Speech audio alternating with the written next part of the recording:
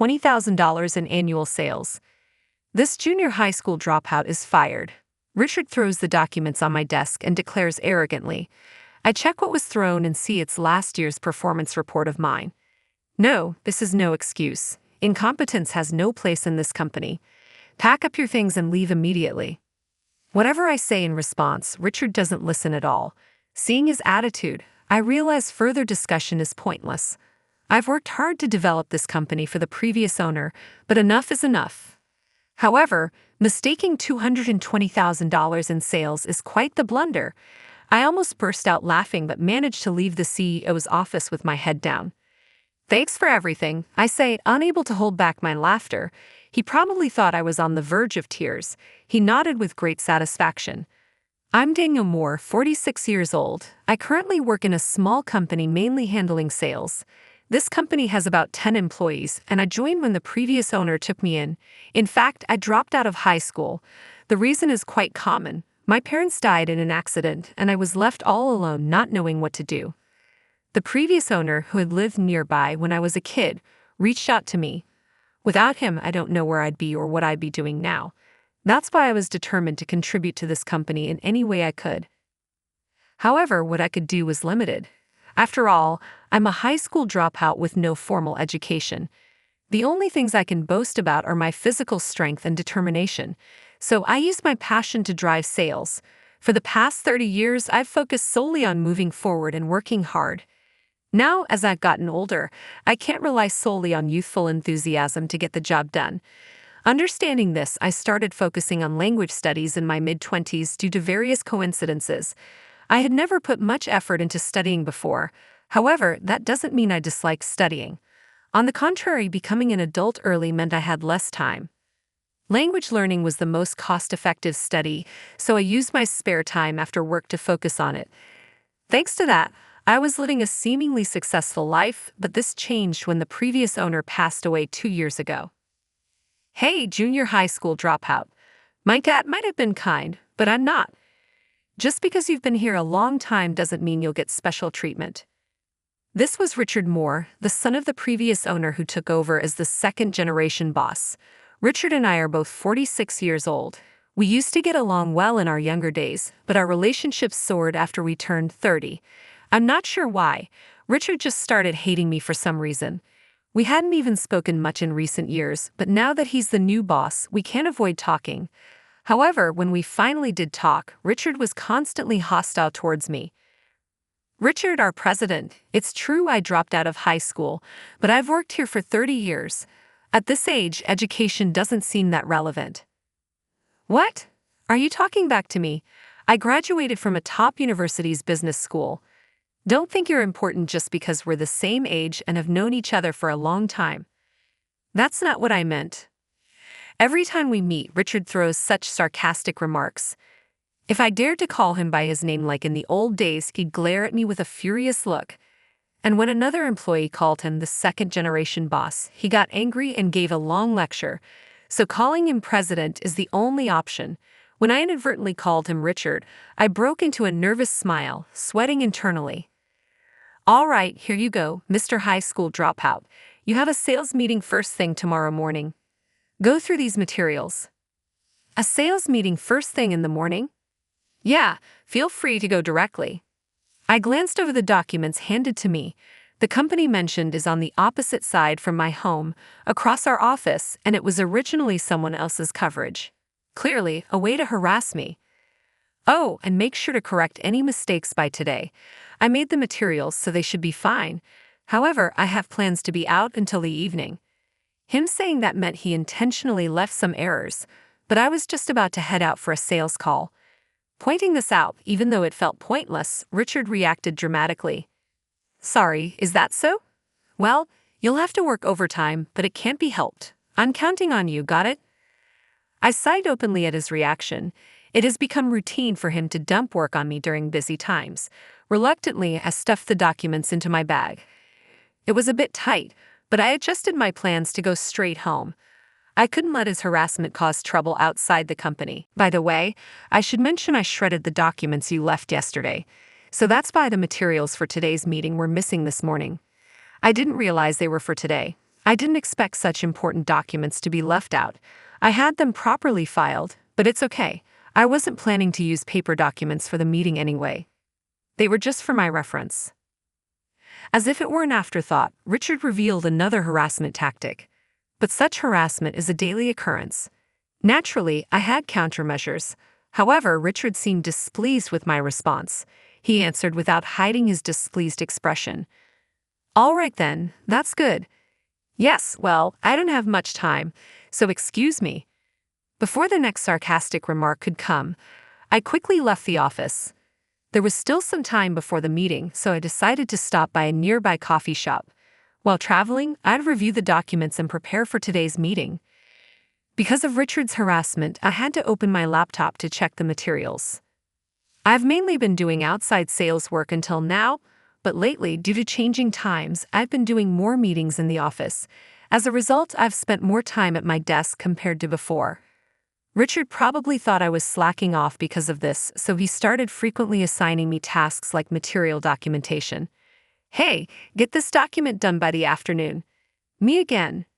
Of course, material documentation is a basic office task, right? Well, it might be difficult for a high school dropout, though. I sighed softly at Richard, who snorted mockingly. To be honest, in spite of my career, I wasn't very skilled with computers. Of course, I could handle basic emails and presentation tools. However, creating documents was another story, and I often had to ask subordinates or colleagues for help. Because of that, the tasks Richard dumped on me felt heavier than usual. "I actually have plans later." "Is that so? But I'm busier than you." I mentioned my upcoming meeting, but such words had no effect on Richard. His eyes narrowed as if to suggest I was just pretending to be busy and continued. "Just to be clear, don't slack off. I get it. I'll draft by myself this time again. Yeah, I won't tolerate you pushing it off on other employees like last time. If you slack off, you'll get a pay cut." Satisfied with his reminder, Richard returned to his office. Who is really shirking their responsibilities here? Swallowing those words, I gave a vague reply and watched him leave. One day, while I was finishing a business meeting and compiling a report, Richard came over with a nasty grin on his face. "I need to talk to you. Come to the president's office now." Talk? I couldn't think of any reason, so I was puzzled. What could this be about? There's no way Richard would be giving me a bonus, and I didn't recall making any big mistakes. But the reason was something I couldn't have imagined. When I entered the president's office, Richard immediately turned around with a triumphant smile. "I saw your performance. For someone who acts so high and mighty, what are these numbers?" "Numbers don't lie. Down $20,000 in annual sales. You're a high school dropout and a thief. You're fired." Richard threw the documents on the desk at me and arrogantly declared. I checked what was thrown at me and saw it was my performance report from last year. Did he really come to such an outrageous conclusion from this? Getting paid with such sales numbers. How shameless. How much did you take advantage of my dad's kindness? No, this is... I immediately tried to correct Richard's misunderstanding, but he cut me off and continued. "No excuses. Incompetence has no place in this company. Pack up your things and leave immediately." Whatever I said in response, Richard wouldn't listen. On the contrary, my words only seemed to fuel his anger. Understood. Seeing Richard's attitude, I realized further discussion was pointless. I silently apologized to the previous owner in my heart. I no longer felt I could support this foolish second-generation president. I had worked hard to develop the company for the previous owner, but enough was enough. However, mistaking $20,000 in sales was quite the blunder. I almost burst out laughing and left the CEO's office with my head down. "Thank you for everything." "No problem." Unable to hold back my laughter, Richard probably thought I was on the verge of tears. He nodded with great satisfaction. Alone, I quietly rechecked the documents that were thrown at me. Sure enough, the figure of $20,000 was written there. But Richard made one huge mistake. This unit is in hundreds. Yes, my annual sales were $2 million, not $20,000. But $2 million, our company is by no means large, so I was the top earner in sales. Even though Richard mocked me for being a high school dropout, only a few employees in our company were college graduates. Richard himself was a college graduate, but the majority were high school graduates. In our company, I was the core of the recently emphasized overseas business. The reason was simple. I was the best at speaking French. How does Richard plan to continue this project, which is finally gaining momentum, without me? Welcome back, Daniel. What did the boss say? Oh, he fired me. What? He said I'm a $20,000 salary thief. Back at my desk, I told my colleague Taylor exactly what had happened. He tried to suppress his laughter, his shoulders shaking. What? A salary thief? You? Yeah, so I'm going to submit my resignation now. Where's the template? Everyone in the office burst out laughing at our conversation. I couldn't help but laugh too. Well, that's it for me. I'm out of here today. Take care. Wait, don't leave us. We're resigning too. Funny. Do whatever you want. After that, we all wrote our resignation letters and forms while laughing. Once everyone was done, I headed to the CEO's office as the representative. Richard, as usual, wore a triumphant smile. Did you write it? Don't worry, I'll accept it immediately. Thanks, and by the way, I'm kind enough to list it as a company layoff, not a disciplinary dismissal. This won't affect your employment history. He couldn't fire me for such a baseless reason anyway. Suppressing my laughter at his misguided kindness, I handed over the documents. Richard's expression twisted in surprise at the unexpected number of papers. You wrote this many. I wondered why you took so long, but this is too many. No, these are from all the employees. What? Everyone wants to resign. Please check them. As I said this, Richard hurriedly flipped through the documents. Seeing that all the names were different, he shouted in shock. Wait, what the hell is going on here?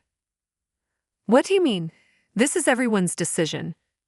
Richard grabbed me, violently shaking me back and forth, making me feel dizzy. Did you instigate this? Are you trying to undermine me? Please stop. I didn't do anything.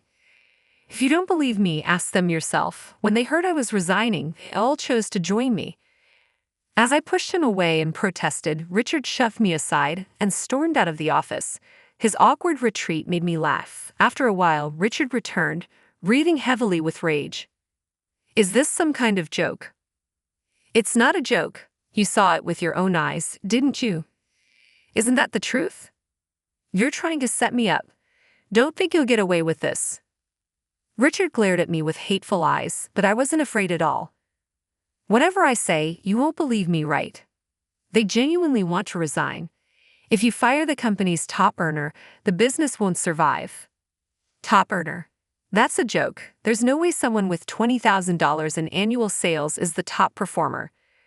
Don't you realize it yet? Check this report again. The $20,000 is not in dollars, it's in hundreds. What? Richard snatched the documents he had thrown at me and reviewed them repeatedly. When he realized I was telling the truth, he began to tremble. That can't be. The other reports were in dollars, so why? Since last year, we've had more transactions in dollars. The accounting department found it tedious to constantly convert, so they made the switch. They did confirm this with you, didn't they? His usual work attitude was the worst. Resting on his title as president, he did almost no actual work. Even for documents that needed his review, he barely glanced at them. This kind of sloppy work led to situations like this. My resignation will be processed as a company layoff, right? Please take care of the rest. Wait, let's talk for a bit. No, I have nothing more to say. Here are my resignation and the resignation requests from other employees.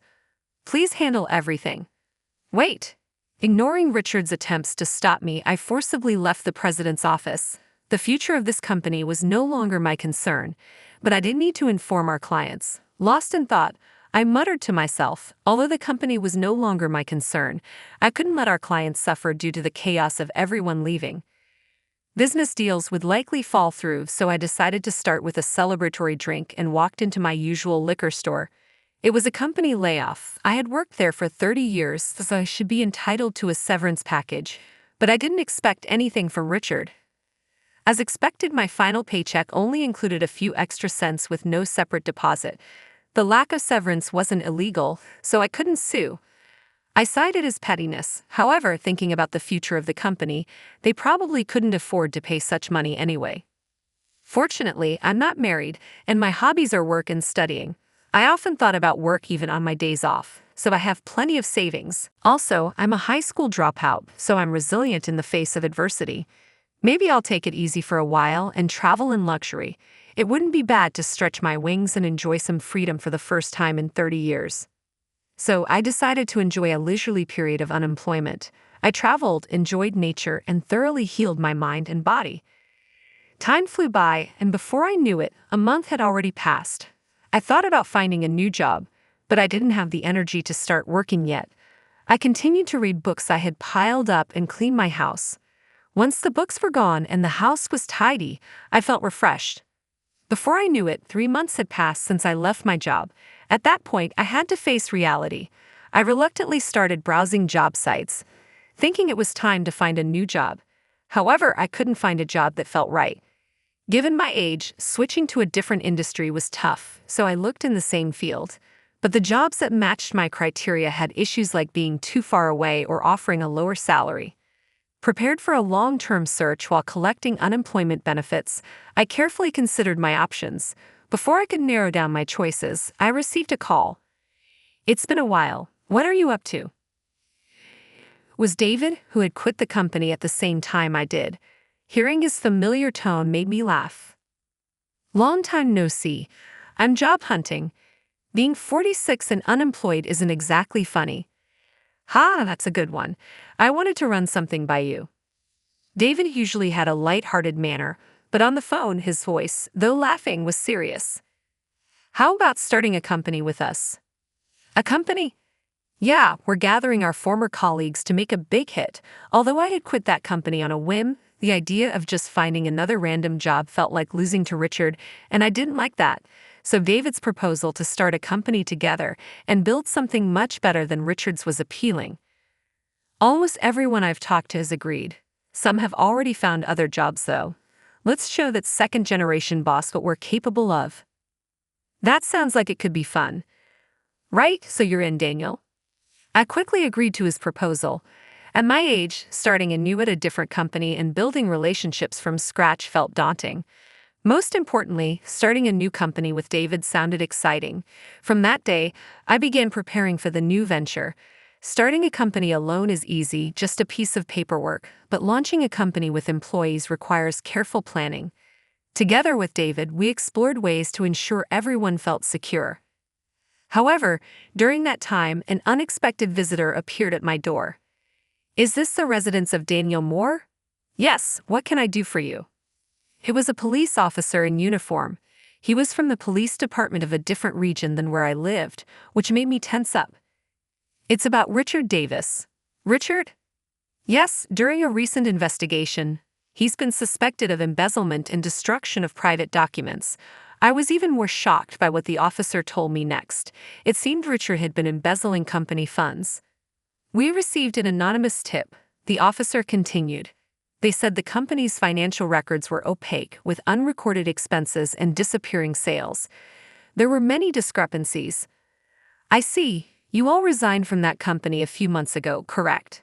I nodded honestly. He asked a few questions, mostly verification, mentioning he was asking the same questions to other former employees. "Thank you. Now for the next question." The conversation then moved to the destruction of private documents. Though I've known Richard since childhood, I'm not a member of his family, so I wondered why this was brought to me. I urged the officer to continue, and the answer quickly became clear. The document in question is Mr. Davis's father's will. According to the will, the company Richard is currently running was originally meant to be inherited by you. Excuse me, I couldn't help but let out a surprised exclamation at this unexpected revelation. The previous owner had been very kind to me, and I knew he was fond of me, but I never imagined his intention for me to take over the company. After his father passed away, Richard saw the will and couldn't accept its contents, so he destroyed it. Since you are the intended heir, we needed to inform you. I see. The officer continued calmly, as if simply reporting the facts, and ended with a faint smile, likely his personal opinion. Considering the current situation, that company won't last long. Personally, I'd recommend letting it go. Yes, that's my plan. Thank you for your cooperation. We may contact you at this number later, so please be available if we do. Back in my room, I collapsed onto the sofa. Even though I hadn't done anything wrong, dealing with the police was nerve-wracking. Richard really did something outrageous, I thought, reminiscing about my ex-friend whose contact information I had long since deleted. But the next morning, my sleep was rudely interrupted. "Hey, coward, I know you're in there. Get out here now." The voice, unconcerned with disturbing the neighbors, belonged to none other than Richard. He banged on the door, forcing me to scramble out of bed. "Richard, what are you doing here so early in the morning?" "What am I doing? How can you ask that?" "Because of you, my life is in ruins." Richard stood at the door, furious, his rage having stripped him of all reason. He responded with increasing anger, no matter what I said. "If I'm this miserable, you should be too. That's only fair." "I don't care. You chose to commit crimes, and now you're paying the price. Don't drag me into it." Somehow, I managed to escape and ran breathlessly into the nearest corner shop. The employees and customers were shocked, but I had no time to worry about them. Seeing my frantic state and Richard's aggressive pursuit, the store clerk called the police. Finally, I was freed from Richard's grasp. As a result of the call, Richard was arrested and received a prison sentence. Given his frequent run-ins with the law recently, this was hardly surprising. Though his sentence wasn't long, he was soon released. However, Richard never showed up in front of me again. I had worried about possible retaliation, but it was unfounded. Apparently, after his release, Richard disappeared into obscurity, burdened by lingering debts. With no one to turn to, he ultimately resorted to dealing with loan sharks. No one knows what happened to Richard, who ended up chased by debt collectors and isolated. Well, it seems like the president got what he deserved. Yeah, it does. I talked about this with David, my former colleague and now co-partner, over a beer. Quitting when we did was the right move. If we hadn't, we might have gone down with a sinking ship. Cannot agree more. It was a ridiculous accusation, but the timing worked out well. Our company's doing well. With Richard's company going bankrupt, many of their clients came to us, boosting our business significantly. Starting from scratch, we still have a lot to build, but we're growing steadily, improving our connections and facilities every day. Moreover, the overseas companies I used to handle wanted to continue working with us because of my efforts. While it's still challenging given our current size, we plan to resume those deals once we've grown enough. Looks like we're finally at the starting line. Right? Let's put even more effort into this. There are still piles of challenges ahead to further develop our company and achieve even greater happiness. I'll keep giving my all to the work every day.